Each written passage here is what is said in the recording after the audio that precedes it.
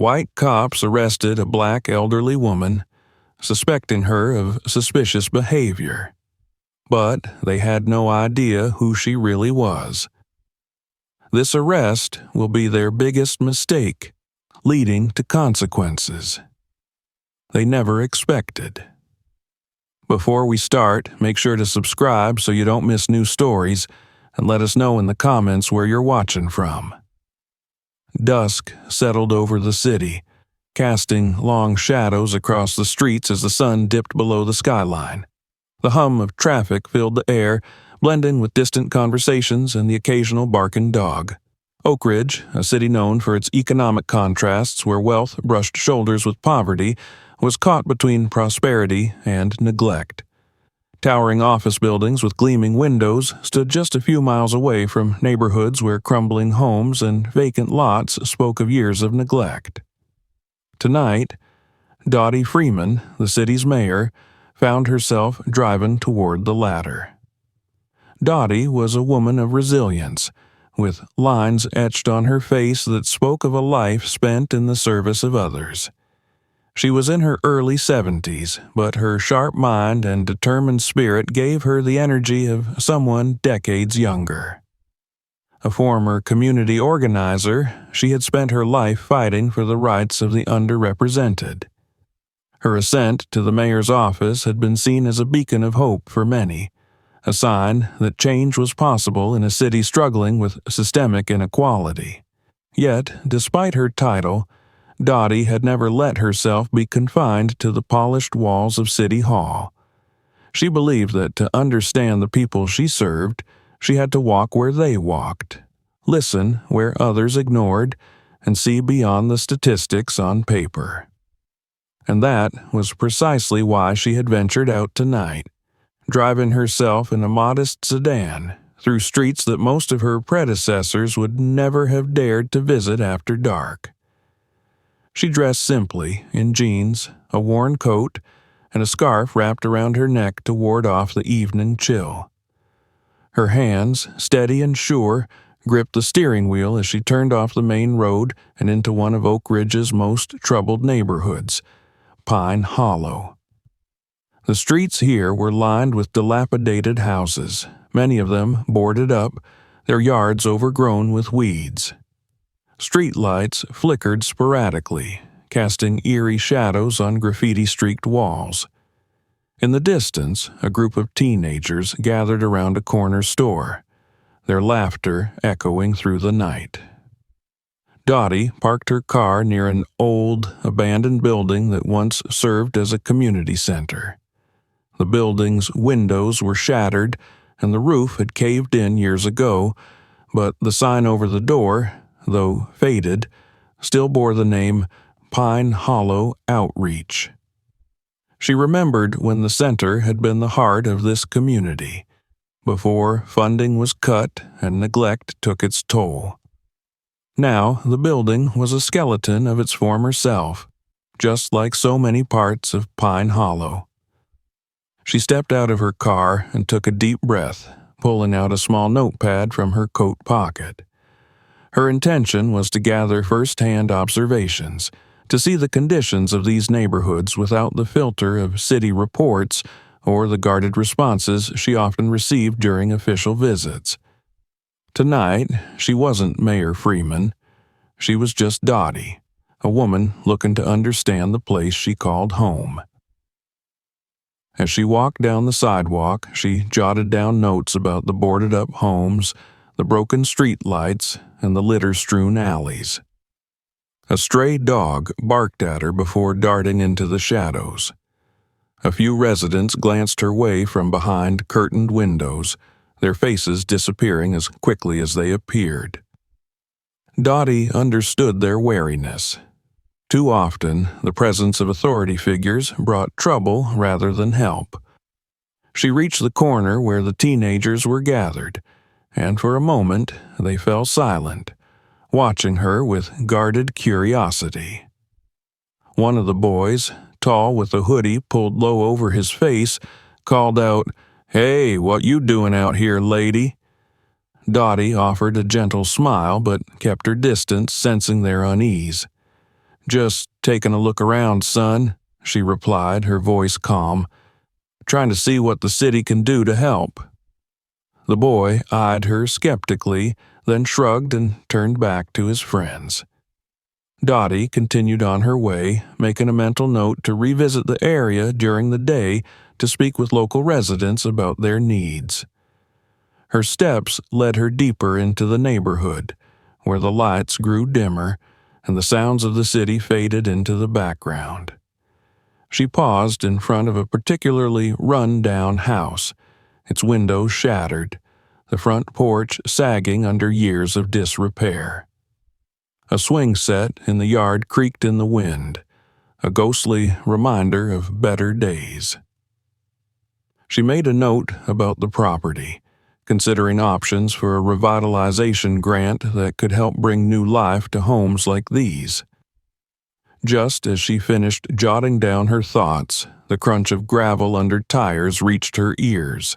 Dottie looked up to see a police cruiser slowly rolling down the street toward her. She didn't think much of it at first. Patrol cars were a common sight in these parts, but as the cruiser pulled up beside her, the window rolled down, revealing 2 officers inside. Their eyes swept over her with a mixture of suspicion and curiosity. "Evening, ma'am," the officer in the driver's seat called out, his tone flat and distant. He was middle-aged, with a stern face etched by years of his own bitterness. "Mind telling us what you're doing around here?" Dottie slipped her notepad into her pocket, keeping her expression neutral. "Just taking a walk," she replied, her tone polite but firm, "looking at the conditions of the area." The officer's partner, younger and less reserved, leaned forward. He had a sharp, narrow face and a smirk that didn't reach his eyes. "This ain't exactly the kind of place for an evening stroll, especially for someone like you," he said, his tone dripping with condescension. "You got ID?" Dottie raised an eyebrow at his tone but kept her composure. She had dealt with hostility before, though rarely like this, and certainly not from those who should be serving the community.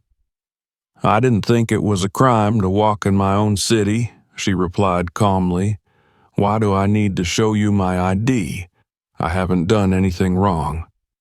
The older officer's expression darkened, and his partner's smirk grew wider. "See, that's where you're mistaken, ma'am. You're in a high-crime area, and we've got reports of suspicious activity. So, I'm going to ask you again. Show us your ID, or we'll have to take you in for questioning." Dottie's heart quickened, but she stood her ground, her voice steady. "I'm not carrying my ID with me right now, but if you call down to City Hall, they can confirm who I am." The younger officer laughed, a harsh sound that echoed through the empty street. "Oh, really? And who exactly are you supposed to be, wandering around here without ID?" Dottie straightened her back, her eyes meeting theirs with a steady gaze. "I'm Dorothy Freeman, mayor of Oakridge." For a brief moment, there was silence. The 2 officers exchanged a look, and Dottie saw the disbelief flicker in their eyes. Then, just as quickly, their expressions hardened again. The older officer's lips curled into a sneer. "Yeah, right," he said, his voice thick with sarcasm. "And I'm the president. Hands on your head, lady. We're taking you in." Before Dottie could react, the officers stepped out of the cruiser, their hands moving to their belts. Dottie raised her hands slowly, trying to remain calm, but she couldn't ignore the growing sense of dread in her chest. The reality of the situation settled over her. These officers didn't believe her, and they had no intention of listening. She opened her mouth to speak, to plead with them to verify her identity before escalating further, but her words were cut off as the younger officer grabbed her arm roughly, twisting it behind her back. Pain shot through her shoulder and she stumbled, nearly falling to the ground. "Stop resisting!" the older officer barked as Dottie winced from the pressure on her arm. She wasn't resisting, but they didn't care. They had already made up their minds about who she was and why she was here. As the cold metal of handcuffs clamped around her wrists, Dottie caught sight of a few residents peering out from behind their curtains, their faces filled with shock and fear. She knew then that she couldn't let this end quietly. She had to stand up, not just for herself, but for all those who had suffered from such abuses in silence. Her fight was just beginning, even if the odds seemed insurmountable. And as the officers pushed her toward the back of their cruiser, Dottie steeled herself, knowing she had to find a way to make them listen, to reveal the truth of who she was and the deeper truth of the city she served. The inside of the police cruiser was dimly lit, and the air felt stiflingly close. Dottie Freeman, the mayor of Oakridge, sat uncomfortably in the back seat, her wrists aching from the tightness of the handcuffs. The metallic taste of fear mingled with anger in the back of her throat as the car jolted forward, its tires crunching on the gravel-strewn road.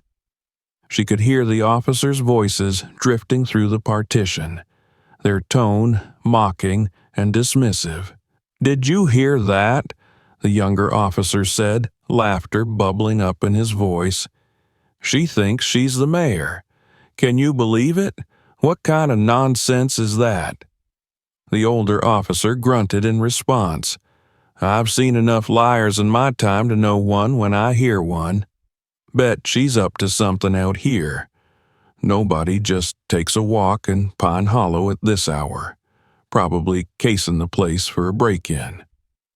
Their words cut through the air like a knife, each remark another reminder of the deep-seated prejudices they held. Dottie forced herself to stay composed, even as her heart hammered in her chest. She knew she had to speak up, to at least try and reason with them before the situation escalated any further. "Officers, please listen to me," she called out, trying to keep her voice steady. "I'm telling the truth. I am Mayor Dorothy Freeman. If you check with City Hall, they can confirm my identity. There's no need to take this any further." The car slowed to a stop at a red light, and the younger officer turned to look at her through the metal grate separating the front seats from the back.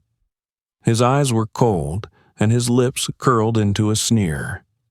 "Oh, so now you're giving us orders, huh? You don't look like any mayor I've ever seen. Probably just another con artist trying to play us for fools." The light turned green, and the cruiser surged forward once more, taking a turn onto a quieter, darker street. Dottie could feel the shift in the atmosphere. The distance from the main roads meant fewer witnesses, fewer chances for someone to intervene. Her anxiety grew with each passing second. Despite the pain in her wrists, she leaned forward slightly, her voice taking on a firmer edge. "I have spent my entire life serving this community. You need to understand that you're making a serious mistake. This isn't just about me." The older officer cut her off, his voice rough and filled with derision. "Save it, lady. You think because you talk fancy that we're going to believe your little fairy tale? If you really were who you say you are, what are you doing out here without any protection? Huh? You think we're that stupid?" The words stung, not because they doubted her identity. Dottie had expected resistance, but because of the way they dismissed her presence in this part of town. Their assumptions revealed more than just disbelief. They spoke of a deeper disdain for the people who lived here, for anyone who didn't fit the mold of what they considered respectable. Dottie was about to respond when the car suddenly swerved to the side of the road, stopping near an alleyway that was dimly lit by a flickering street lamp. The officers exited the vehicle, and within moments the younger officer opened the back door, roughly pulling her out. His grip was tight on her arm, and she winced as pain shot through her shoulder again.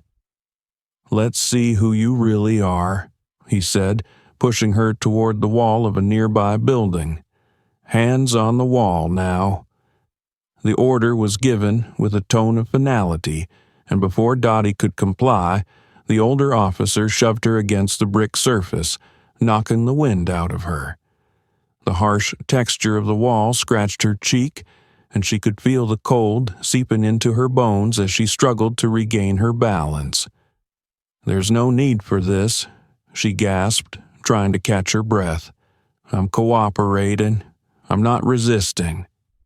The younger officer scoffed, beginning to pat her down, his hands moving roughly and without regard. "Resisting or not, we're going to make sure you don't have any surprises on you." His search was invasive and humiliating, and when he finished, he stepped back, crossing his arms with a smirk. "Clean. Guess she was telling the truth about not having anything on her. Still doesn't explain what she's doing here, though." The older officer stepped closer, his eyes narrowing as he looked her over. "Or maybe she's just better at hiding things than we thought. I don't buy her story. Let's take her in for further questioning. Figure out what she's really up to." Dottie's blood boiled. The humiliation, the unjust treatment. It all came crashing down in that moment. She lifted her head, her eyes blazing with a defiance that she had carried through decades of fighting for civil rights. "You're doing this because of who I am," she said, her voice trembling slightly from the combination of anger and the cold night air. "Because you see a black woman in a poor neighborhood and immediately think criminal. This is about prejudice, plain and simple." The younger officer's expression hardened, his face flushing with sudden anger. "You better watch what you say," he warned, stepping closer and towering over her. "We're the law around here, not you. I don't care what fancy words you use. You're just like the rest of 'em out here." The older officer began to reach for his radio, likely to call for backup, but then something shifted. A faint murmur reached them. Voices. Dottie glanced over her shoulder and saw a small group of residents starting to gather, drawn out of their homes by the commotion. Some of them had phones in their hands, recording the encounter. The officers exchanged a quick look, their confidence wavering ever so slightly. They had been expecting complete anonymity, but now they had an audience. And that audience was not just watching passively. They were speaking up, asking questions, demanding to know why an elderly woman was being treated this way. "That's Dottie Freeman," a voice called out from the crowd. "She's the mayor." "Why are you arresting her?" another person shouted. "She hasn't done anything wrong." The officers' expressions tightened as the situation began to slip out of their control. The younger officer turned back to Dottie, his voice lowering to a growl. "You think these people are going to save you? We know how to handle situations like this. We're taking you in whether you like it or not." But Dottie saw an opportunity. She knew that this could be a turning point, that with enough attention on the situation they might be forced to verify her identity before proceeding. She took a deep breath and raised her voice, addressing the crowd rather than the officers. "I am Mayor Dorothy Freeman," she declared, letting her voice carry through the night. "These officers refuse to acknowledge that, but I'm asking all of you to bear witness to what is happening here tonight." The crowd murmured in response, some nodding in agreement, others moving closer with their phones still recording. The presence of so many eyes clearly unsettled the officers, who hesitated for a moment too long. Dottie seized that hesitation, turning back to face the older officer. "If you're so sure I'm lying, why don't you prove it? Call City Hall, call anyone in my office. They'll confirm who I am." The officers stood there, their hands still hovering near their belts, uncertainty creeping into their eyes. The situation had become a spectacle, and now, the longer they delayed, the more the balance of power seemed to shift ever so slightly back to Dottie. She could see the gears turning in the older officer's mind, as though he was calculating the risks of continuing with the arrest versus the consequences if she truly was the mayor. The younger officer's voice was taut with frustration as he broke the silence. "Fine," he snapped. "We'll call it in. But don't think for a second that this means you're off the hook. We'll get to the bottom of this." As the older officer reached for his radio, Dottie stood her ground, her breath steady, her gaze unwavering. She knew that no matter the outcome of the next few minutes, she would not allow this injustice to go unnoticed or unanswered. And though the conflict was far from over, she felt a spark of hope ignite within her, because for the first time that night, she wasn't entirely alone. The air seemed to grow colder as the seconds ticked by, each moment amplifying the tension that hung heavy over the dimly lit street. Dottie stood still, her hands trembling from the chill and the lingering pain of the handcuffs. She watched the older officer as he reached for his radio, his movements deliberate yet hesitant. The younger officer, meanwhile, paced back and forth like a predator sizing up its prey, his eyes flicking suspiciously toward the small crowd that had gathered. "I don't know why you people are even out here," the younger officer snapped at the onlookers. "This is police business. Go back inside." But the bystanders, some of whom had grown up in this neighborhood, were not so easily deterred. Their murmured protests only grew louder, and a few of them continued to record the encounter on their phones, determined to document every second. One woman in the crowd shouted, "That's our mayor! She hasn't done anything wrong!" The younger officer's face darkened with anger, and he turned back toward Dottie, his hand gripping his baton. "You really think you can rally these people behind you?" he spat, his voice laced with venom. "You don't know how things work out here. This is the real world, lady. You don't get to just play hero and walk away." Dottie's jaw tightened as she struggled to keep her composure. The words stung, but they were more than just insults. They were a reflection of a deep-seated contempt for the very people she was trying to serve. Her heart ached, not for herself, but for the community that had endured this kind of treatment for far too long. Still, she forced herself to speak calmly, refusing to let the officer's hostility provoke her. "You are supposed to serve and protect this community," she said, her voice steady but firm, "not intimidate and bully them." The older officer had been speaking into his radio, his expression grim, but now he turned back toward Dottie, his eyes narrowing. "You've got a real attitude problem, you know that?" he growled, stepping closer. "You think because you can put a title next to your name that you're above the law. Not out here. Not tonight." Before Dottie could respond, the younger officer reached for her arm again, jerking her roughly away from the wall. The sharp pain radiated through her shoulder as he twisted her arm behind her back, forcing her to bend over slightly. "We're taking you in," he said through gritted teeth, his grip unrelenting, resisting or not. The crowd's murmurs turned into shouts of protest, but the officers remained unmoved, their faces set with determination.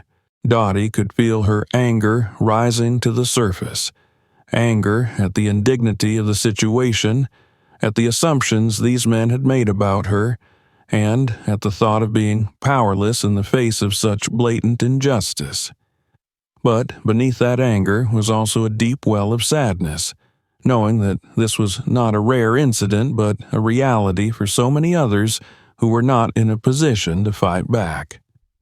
"Stop resisting," the older officer barked as Dottie winced under the force of the younger officer's grip. She wasn't resisting, but the words were an all-too-common script used to justify excessive force. The younger officer's hands moved to her shoulders, and with a sudden, forceful shove, he sent her sprawling to the ground. Dottie hit the pavement hard, the cold, rough concrete scraping her knees and hands. She gasped, the air rushing from her lungs as she struggled to push herself up, but the older officer was already there, grabbing her by the collar and yanking her to her feet. The metallic taste of blood filled her mouth where she had bitten the inside of her cheek during the fall. "You people never learn, do you?" he snarled, his breath hot against her ear. "You think you can walk around like you own the place just because you've got some authority? I don't care who you say you are." The crowd's anger grew palpable, voices rising in a chorus of indignation as they witnessed the rough treatment. One of the onlookers, a middle-aged man with a weathered face, stepped forward, his hands raised in a placating gesture. "Hey, take it easy on her, will you? She's not doing anything wrong. You don't need to hurt her." The younger officer shot the man a glare.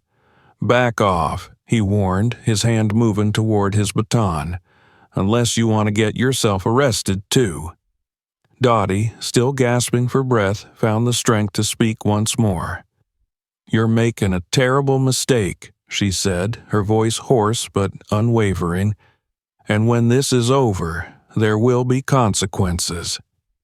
The older officer's sneer deepened. "Consequences?" he repeated, his voice dripping with sarcasm. "The only consequence I see here is you spending the night in a cell for causing trouble." Suddenly, the radio clipped to the older officer's belt crackled to life. A voice on the other end spoke, faintly audible over the shouts of the crowd. "Dispatch to Unit 17. We've received confirmation. The individual in question is Mayor Dorothy Freeman. Repeat, the woman in custody is Mayor Dorothy Freeman." A momentary silence fell over the street, as though the very air itself had been sucked out of the night. The crowd's shouts faded into murmurs of disbelief and outrage, and for the first time the officers seemed to hesitate.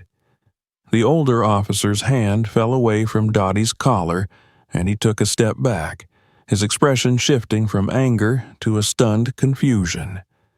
The younger officer's face paled slightly, but he quickly regained his composure, scowling as though the confirmation did nothing to change the situation. "So what?" he said defiantly. "She was still acting suspiciously. We have the right to question anyone in this neighborhood." Dottie stood taller, though her limbs trembled from the adrenaline and the cold. "You're right," she said, her voice stronger now. "You do have the right to question people, but you don't have the right to assume guilt, to use excessive force, or to treat any citizen with this kind of disrespect, regardless of who they are." The older officer's face flushed with frustration, and he took a step forward, pointing a finger at her. "You still shouldn't have been out here alone at this time of night. What kind of mayor puts herself in danger like that?" Dottie's eyes blazed as she met his gaze head-on. "The kind who cares enough to see the reality of her city firsthand," she answered sharply. "The kind who won't be intimidated into silence." More murmurs of approval rose from the crowd, and Dottie could feel the momentum shifting. The officers were losing control of the situation, and they knew it. The realization seemed to dawn slowly, as though they were only just beginning to grasp the severity of what they had done. But the younger officer wasn't ready to relent. His grip tightened around his baton, and his expression hardened with renewed defiance. "We still have grounds to detain you," he said. "We'll take you to the station and sort this out there." Before the older officer could respond, another voice cut through the night, clear and authoritative. "That won't be necessary." Dottie turned toward the source of the voice and saw a familiar figure stepping out of a black sedan that had just pulled up to the scene. It was her deputy mayor, James Harrington, a tall, broad-shouldered man with a calm demeanor that commanded attention.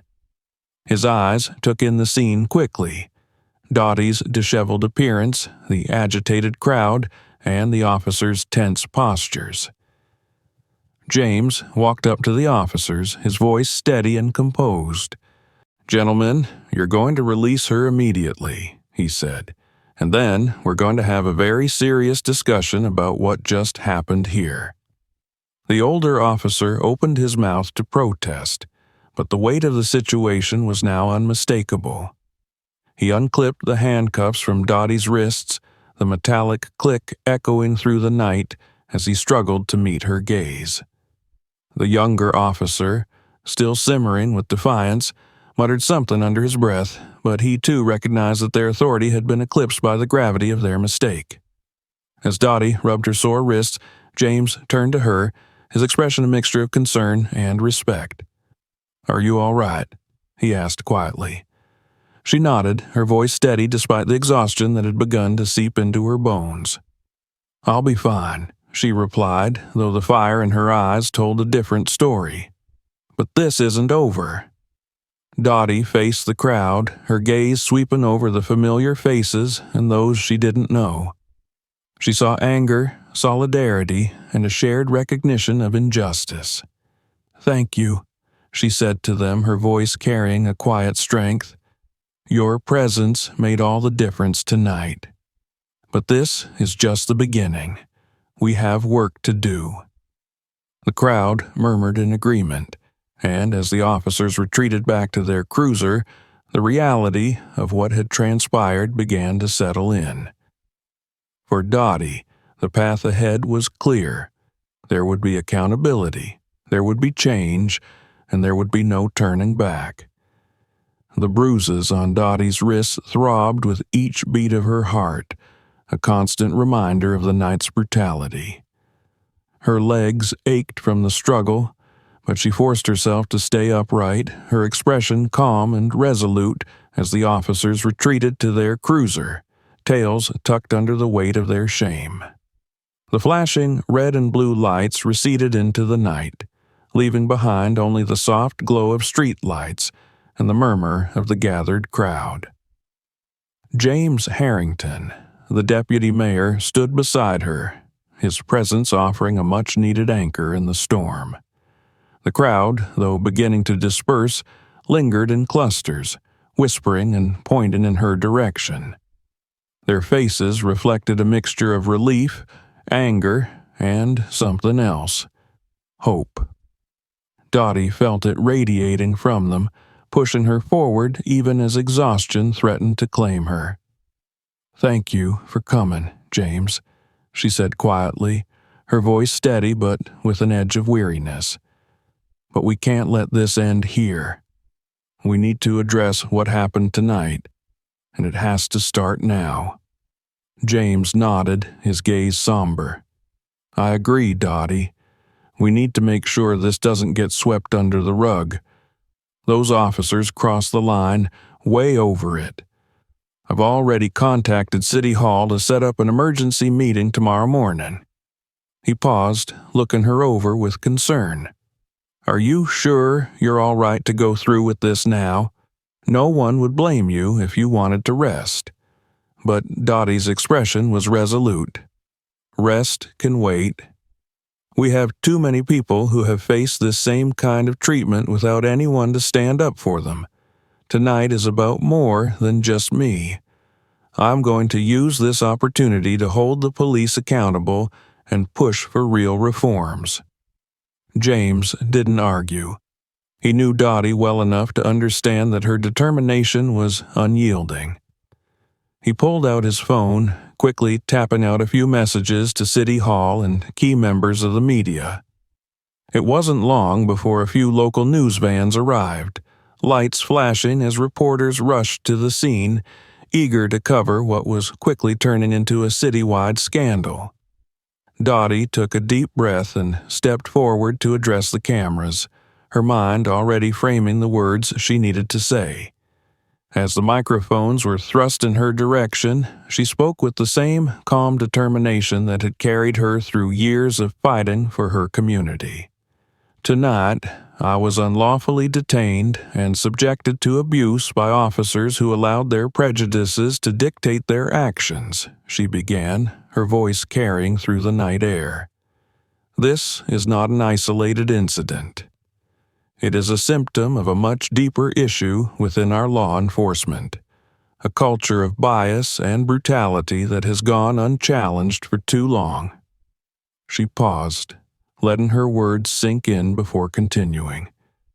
This time, the person they detained happened to be the mayor. But what about all the times it happens to someone without the privilege of a title or a platform? To the young black man stopped because he fit the description? To the mother treated like a criminal in front of her children? These stories happen far too often in neighborhoods like Pine Hollow, and it's time we put an end to it. The reporters fired off questions one after another, but Dottie remained focused on her message. "I am calling for a complete investigation into tonight's incident, and I will not stop until there is accountability. Additionally, I'm announcing an emergency session of the City Council to address police reform measures, including mandatory bias training, stricter oversight protocols, and stronger community involvement in policing." The crowd, many of whom had continued to listen from a distance, began to applaud. There were shouts of agreement, voices lifted in solidarity.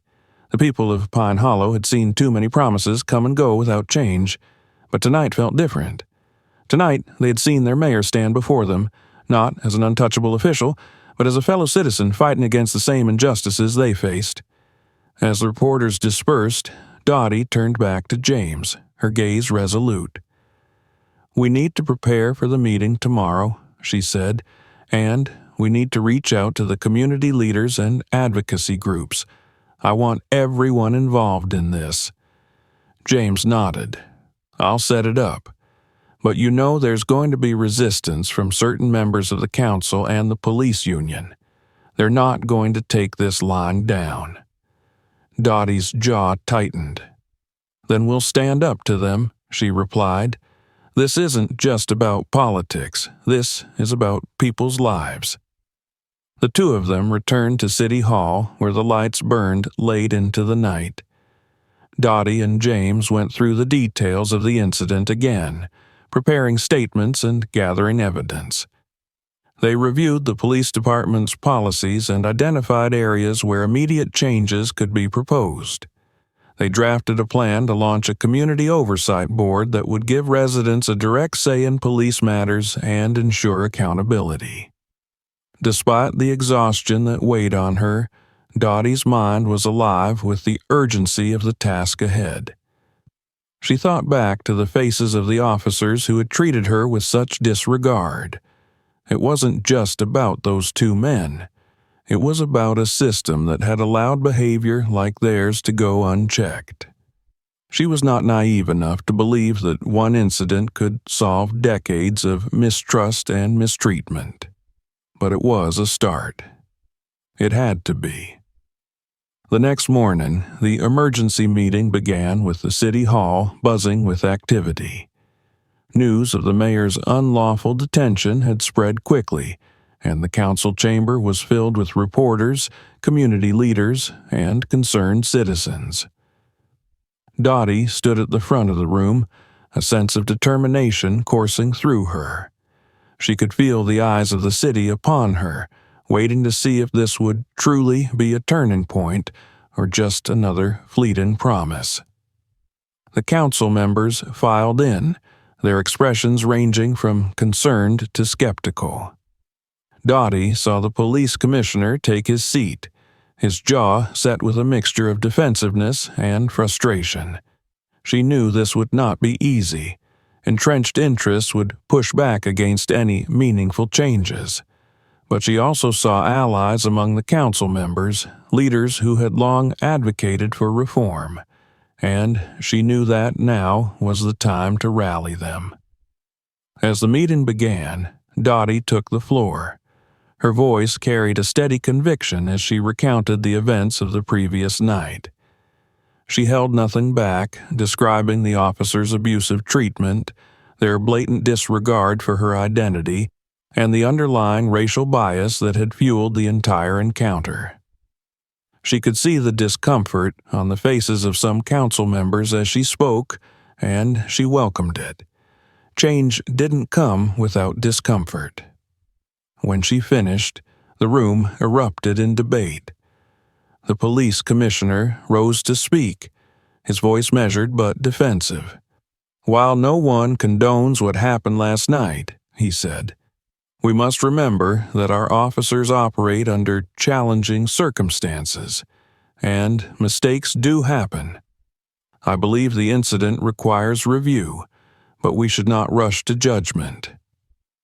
Dottie's response was immediate, her voice cutting through the chamber with clarity.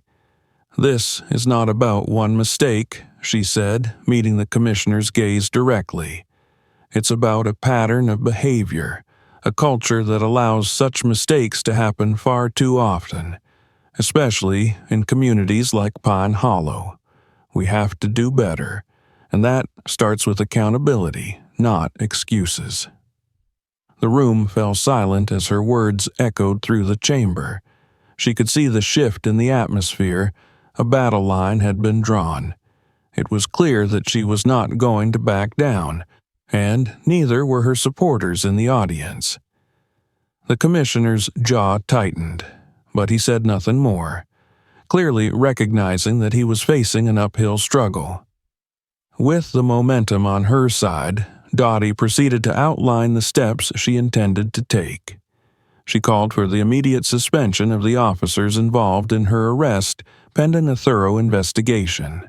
She proposed the formation of a community oversight board to provide transparency in police matters, and pushed for comprehensive reforms that included bias training, new protocols for detentions, and stronger disciplinary measures for misconduct.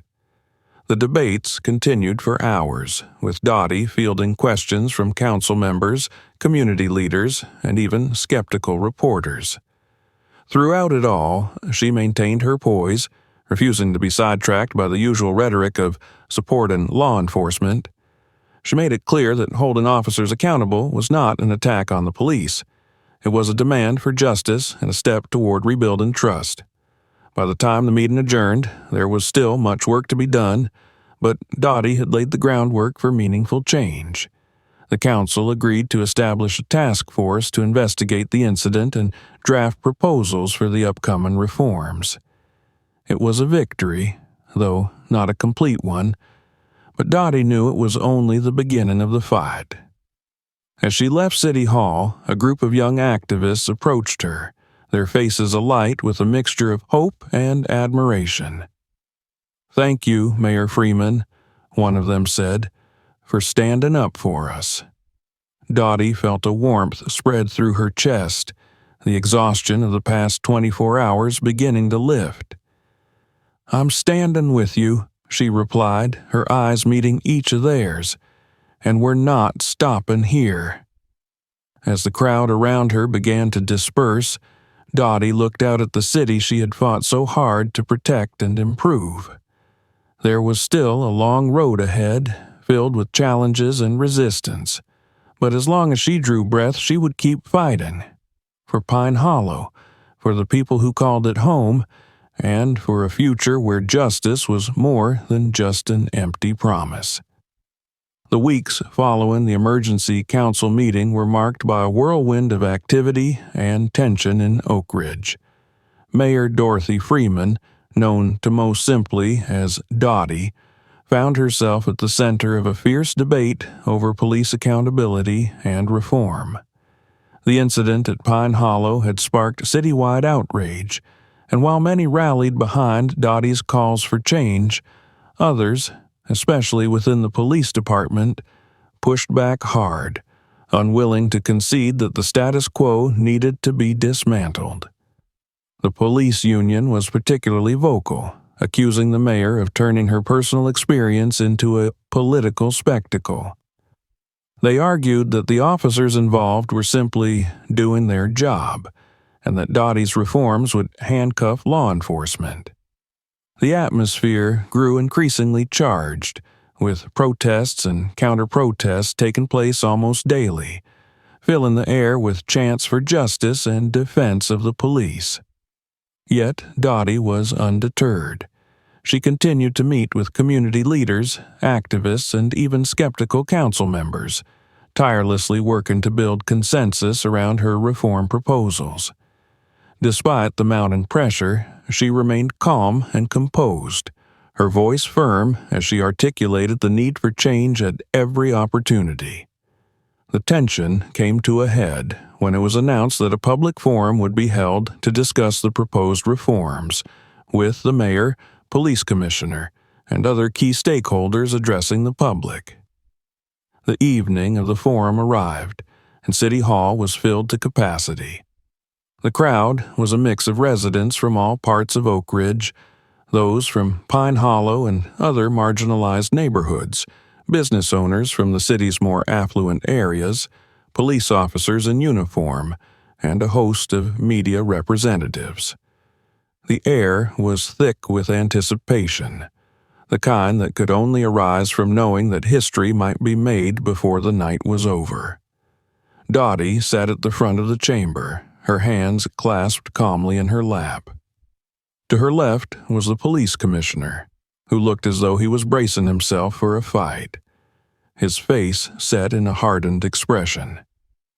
Across from them, a panel of council members prepared to moderate the discussion, their eyes scanning the restless crowd. As the council chair opened the proceedings, the murmur of the audience faded into silence. "Tonight," the chair began, "we are here to address the proposed police reforms that have stirred considerable discussion in our city. These proposals have arisen in response to the incident involving our mayor, Dorothy Freeman, and the officers in Pine Hollow. We will hear from all sides tonight, and we ask that everyone remains respectful." The microphone was handed to the police commissioner, who rose to speak first. His voice was calm, but carried a tone of defiance. "We understand that what happened to Mayor Freeman was unfortunate, and no one should be treated with disrespect," he began. "But we must also recognize that our officers work in dangerous conditions, making split-second decisions to protect the public. These reforms threaten to undermine their ability to do their jobs and could result in more harm than good." A few murmurs of agreement rippled through the room, but the overall response was lukewarm. The commissioner's words felt rehearsed, lacking the urgency and emotion of the moment. When he finished, he returned to his seat, his gaze fixed stubbornly ahead, as if unwilling to meet Dottie's eyes. Dottie rose from her seat, taking the microphone in hand. The room seemed to hold its breath as she stepped forward. "I've spent my life fighting for this community," she began, her voice steady and resonant. "And when I ran for mayor, it was because I believed Oakridge could become a place where everyone is treated with dignity and respect. But that belief was challenged on the night I was arrested. I was thrown to the ground and handcuffed not because of what I had done, but because of who I was and where I was." She paused, scanning the room, her gaze falling on the rows of uniformed officers, the skeptical council members, and the faces of everyday citizens who looked up at her with expectation. "When those officers saw me, they didn't see the mayor. They didn't see someone who had dedicated her life to public service. They saw a black woman in a so-called high-crime area. And that was enough for them to assume the worst." Her words cut through the air, eliciting a mixture of reactions. Some shifted uncomfortably in their seats, while others nodded in agreement. The commissioner's expression remained stony, but a flicker of frustration danced behind his eyes. "But here's the truth," Dottie continued, her voice rising with conviction. "My experience isn't unique. It happens every day to people who don't have a platform, who don't have a title, who aren't believed when they speak out. And it's not just about me. It's about every young black man who stopped because he fits the description. It's about every mother who's treated like a criminal because of the neighborhood she lives in. It's about the systemic problems that we must confront if we are ever going to build trust between the police and the communities they serve. The room buzzed with the intensity of her words, and she saw the skepticism begin to melt away from some of the faces in the audience. She pressed on, determined to make this moment count. "I'm not here to attack the police," she said, her tone softening but retaining its strength. "I'm here to make sure that no one, officer or civilian, has to be in a position where a mistake or a moment of prejudice can destroy a life. Our officers need support, but that support should come in the form of training, accountability, and community oversight, so that they can serve and protect with fairness and integrity." As Dottie finished speaking, the crowd broke into applause. It started slowly, then grew into a thunderous standing ovation from the citizens who had come to hear the truth from their mayor. The police commissioner remained seated, his jaw set and his hands clenched in his lap, but even he could not ignore the wave of support that had risen in the room. Dottie returned to her seat, her pulse racing with the adrenaline of the moment. She knew that her words had struck a chord, but this was only the beginning. The real work would start after tonight, turning the promises made here into tangible actions. The council members took turns addressing the audience, acknowledging the need for reform while raising questions about implementation. Dottie answered each question with unwavering clarity, reinforcing her commitment to the Community Oversight Board, bias training, and revised use of force policies. She could see the tide beginning to turn, even among those who had previously resisted change.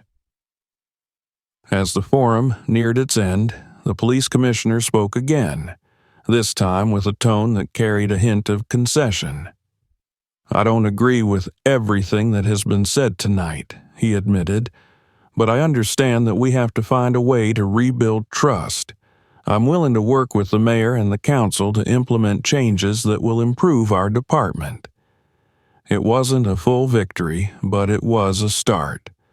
The small shift in his stance was a sign that the momentum for reform was real, and that resistance, however strong, could be overcome. When the forum concluded, Dottie was approached by citizens who wanted to thank her, shake her hand, and share their own stories of mistreatment. As she listened to them, she felt a renewed sense of purpose. Her own experience had been painful, but it had opened the door to change that the city so desperately needed. She would use the platform she had to ensure that the promises made here would be kept, and that Oakridge would become a city where justice was not just a word, but a reality. The last person to approach her was a young black woman with tears in her eyes. She took Dottie's hands in hers and spoke with a voice that trembled with emotion.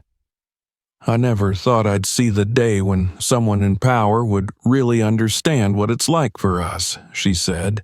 "Thank you for not giving up."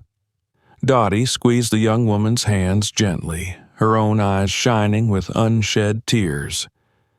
"We're just getting started," she replied, her voice filled with quiet determination.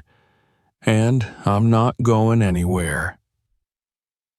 As Dottie left the forum that night, she knew that the journey ahead would not be easy.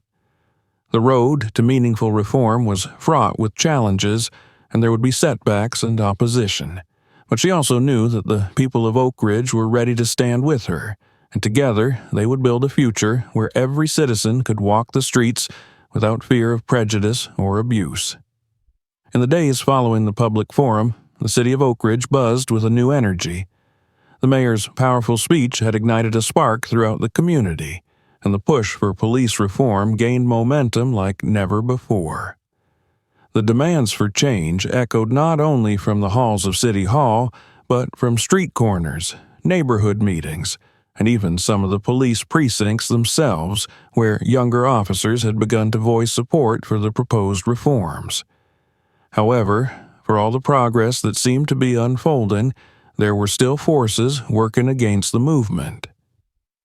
The police union ramped up its efforts to discredit Mayor Freeman, accusing her of unfairly targeting law enforcement and placing officers in greater danger with the proposed oversight measures.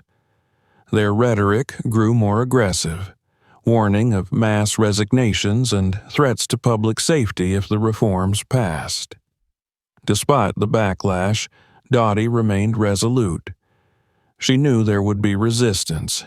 Powerful institutions rarely changed without a fight, but she had come too far and seen too much to back down now. The emergency task force convened to investigate her arrest had been making headway, uncovering troubling evidence of systemic issues within the police department, including patterns of excessive force and racial profiling, particularly in neighborhoods like Pine Hollow. The task force's findings soon became public knowledge, fueling the growing calls for accountability. With each revelation, the pressure on the police commissioner mounted. He had initially tried to paint the incident as a one-time mistake by two overzealous officers, but the evidence suggested otherwise. The commissioner, who had stood so firmly against the reforms during the public forum, now found himself at a crossroads: continue to resist and risk further alienation, or acknowledge the need for change. The first major consequence came when the two officers involved in Dottie's arrest were formally suspended, pending disciplinary hearings. It was a small but significant victory, sending a message that misconduct would not be tolerated. The Community Oversight Board, which had once seemed a distant possibility, was now on the verge of becoming a reality, with Dottie and her allies pushing for its official formation. But even as these steps toward justice were being taken, Dottie could sense that the fight was far from over. She received an invitation to speak at a city council meeting where the final vote on the proposed reforms would take place. It would be the culmination of months of work and struggle, and she knew that the outcome would shape the future of Oakridge for years to come. On the day of the vote, City Hall was filled to capacity once again. The mood was tense, a mix of anticipation and uncertainty. The task force had submitted its final report, detailing not only the events of the night Dottie was arrested, but also broader patterns of misconduct that pointed to a culture of impunity. The report's release had sparked outrage in some quarters and calls for restraint in others. The vote would decide whether the proposed reforms would be implemented, including the creation of the Community Oversight Board, mandatory bias training for officers, and revised use of force policies. As Dottie took the floor, she felt the weight of the moment pressing down on her. The police commissioner sat in the audience, his expression guarded but attentive. The two officers who had arrested her were also present, their faces set in defiance. Dottie knew that this was not just about holding them accountable, it was about confronting a system that had enabled and protected such behavior for far too long. She began her speech with a measured tone, recounting the events of that night not as a tale of personal injustice, but as a story representative of a larger problem. "What happened to me could have happened to anyone," she said, her voice steady but impassioned. "And it has happened to many who didn't have a platform to speak out or a title to protect them. We cannot ignore the fact that certain members of our community are viewed with suspicion and treated as though they don't belong in their own city. That is why we are here today." Her words carried through the chamber, resonating with the crowd. She spoke about the findings of the task force, the testimonies of those who had experienced similar treatment, and the need for structural change to prevent future abuses. This is not about punishing the police, she emphasized. It's about creating a system where both officers and civilians can be safe and treated with respect. The reforms I'm proposing are meant to strengthen our community, not divide it. When she finished, the room erupted in applause. Yet Dottie knew that her speech alone wouldn't secure the vote. There were still council members who needed convincing, and the opposition from the police union loomed large. The council proceeded to deliberate, with some members voicing their concerns about the potential impact on law enforcement, while others argued passionately for change. The police commissioner rose to speak next. He began cautiously, his tone less confrontational than it had been in the past. "I have spent my career defending this department," he said, glancing briefly in Dottie's direction. "But I also recognize that we cannot ignore the evidence before us. There is a need for change, and I will not stand in the way of measures that aim to build a better relationship between the police and the community." It wasn't an outright endorsement of the reforms, but it was enough to tip the scales. When the final vote was called, the result was 8-3 in favor of passing the reforms. The Community Oversight Board would be established, and the new policies on bias training and use of force protocols would go into effect immediately. As the vote was announced, a sense of relief and triumph swept over the room. The crowd erupted in cheers, with people hugging and clapping each other on the back. Dottie felt the tension drain from her shoulders as a smile spread across her face. She had fought for this moment, and it was a victory not just for her, but for everyone who had stood with her. The two officers who had arrested Dottie were not present for the final moments of celebration. They had quietly slipped out of the room after the vote was announced. The disciplinary hearings would proceed, and they would face the consequences for their actions. For Dottie, it was never about vengeance. It was about ensuring that justice would be upheld and that officers who misused their power would be held accountable. In the weeks that followed, Oakridge began the long process of implementing the reforms. Dottie worked closely with the newly formed Community Oversight Board, which included representatives from various neighborhoods, legal experts, and even former law enforcement officials who had expressed support for the changes. The Oversight Board's first order of business was to review past complaints of misconduct and recommend disciplinary action where warranted. Meanwhile, the bias training programs were launched across the police department, with Dottie herself attending some of the sessions to show her commitment to the initiative.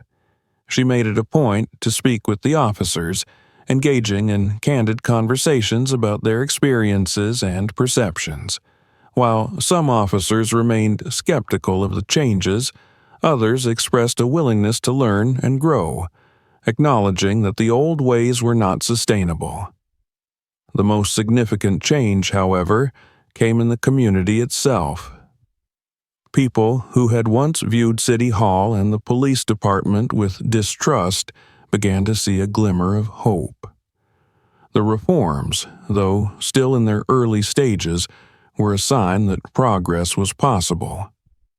Community meetings were held regularly, with members of the Oversight Board listening to residents' concerns and taking action to address issues. One evening, as Dottie was leaving a meeting at the community center in Pine Hollow, a group of children ran up to her, their faces alight with excitement. "Mayor Dottie, Mayor Dottie," they called out, tugging at her sleeve. "Are you going to make everything better?" Dottie knelt down to their level, a gentle smile on her face. "I'm going to do my very best," she said, her voice warm and sincere. "And you all are going to help me by staying kind, standing up for what's right, and always believing that change is possible." As she stood up and walked back to her car, Dottie glanced over at the old community center. The building was still in need of repairs, but there was now a plan in place to renovate it, to bring it back to life as a place where residents could come together, share ideas, and build a stronger neighborhood. For the first time in a long while, Dottie felt a deep sense of peace. The struggle for justice was far from over, and there would always be more work to do. But as long as she had breath in her body, she would keep fighting for a city where everyone could live with dignity and respect. The road ahead was still long, but Oakridge was moving in the right direction. And with each step, the city inched closer to becoming the place Dottie had always envisioned. A place where justice was not just an aspiration, but a reality lived by every resident. Thank you for watching this story to the end. If you liked it and want to see more videos like this, don't forget to subscribe to our channel and click on the bell so you don't miss new episodes. Share your thoughts in the comments and be sure to watch our other videos. Just click on one of the suggested videos. See you in the next stories.